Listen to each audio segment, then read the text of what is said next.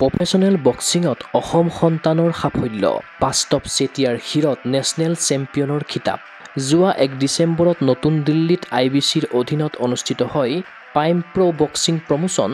knockout fight নাইটৰ main event খিতাপৰ যুঁজত অৱতীৰ্ণ হ'ল অসম সন্তান বাস্তৱ চেতিয়া আৰু হাৰিয়ানাৰ হৰ্ষব্ৰাৰ ৰিঙত দুৰ্দান্ত প্ৰদৰ্শনেৰে হাৰিয়ানাৰ প্ৰফেচনেল বক্সাৰ হৰ্ষক ধৰাশায়ী কৰি নেশ্যনেল চেম্পিয়নৰ খিতাপ হস্তগত কৰে বাস্তৱে ট্ৰফি আৰু চেম্পিয়নৰ বেল্ট হাতত লৈ বাস্তৱৰ মুখত বিৰিঙিল আনন্দৰ হাঁহি খেলখন দিল্লীত হৈছিলে অল অভাৰ ইণ্ডিয়াৰ পৰা আহিছিলে সো টাইটেল ফাইট মেইন ইভেণ্টটো মোৰ আছিলে তাতে হয় সো তাত মই যাক হৰালোঁ তেখেতৰ ৰেকৰ্ড 14 উইন 1 লছ আছিলে সো তেখেতক মই ডিফিট কৰিছোঁ in under 1 minute of first round তেখেতক মই নকআউট দিছোঁ সো প্ৰফেচনেল বক্সিংটো হৈছে আপোনাৰ ক'ব গ'লে এতিয়া ৱৰ্ল্ডৰ one of most demanded sport হয় so it's boxing only boxing দুটা আছে এটা এমেচাৰ বক্সিং এটা প্ৰফেচনেল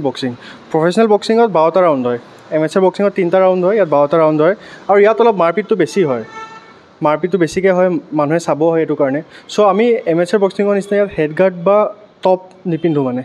আমি শ্বৰ্টছ পিন্ধোঁ ৰিংছো থাকে বাকী গ্ল'ভছটো আমাৰ অলপ টাইট থাকে ইয়াতে সো ইয়াতে অলপ বস্তুটো টেকনিকেল বেছি হৈ যায় মানে টেকনিকেল বেছি হয় পাৱাৰ বেছি হয় ষ্টেমিনা বেছি লাগে এনেইতো ক'ব গ'লে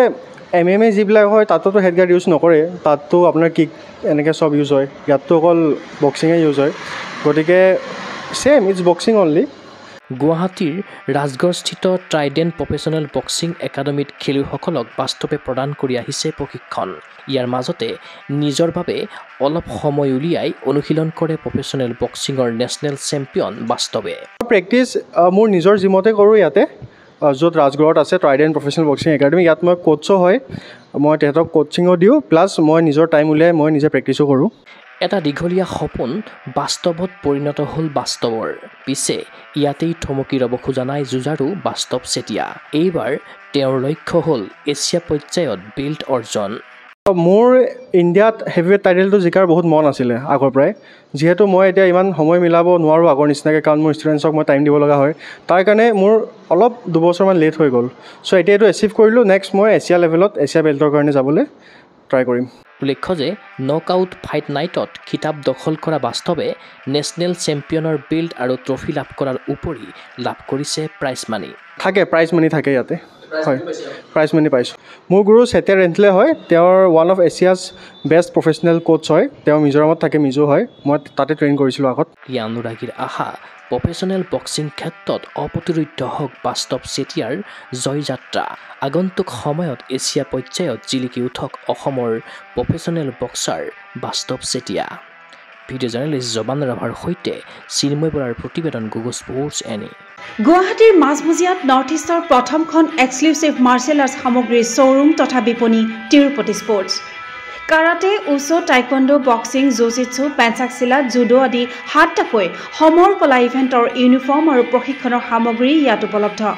tracksuit jersey martial arts medal memento trophy ক্ৰয় কৰিব পাৰিব পাইকাৰী মূল্যত ফুটবল ভলীবল বাস্কেটবল ক্ৰিকেট আদি ইভেণ্টৰ সামগ্ৰীৰ ছাপ্লাইৰ বাবে অৰ্ডাৰ ওলোৱা হয় কাৰাটে টাইকোৱাণ্ডোৰ নেশ্যনেল ফেডাৰেশ্যনৰ দ্বাৰা এপ্ৰুভড ব্ৰেণ্ড আৰু আপ টু ডেট সামগ্ৰীৰ বাবে একমাত্ৰ বিশ্বাসযোগ্য আৰু নিৰ্ভৰযোগ্য প্ৰতিষ্ঠান ঠিকনাটো হৈছে doctor B Barua road house number 52 first floor Ulubari Guwahati 7 phone number 9085083493 email sanju_regal@rediffmail.com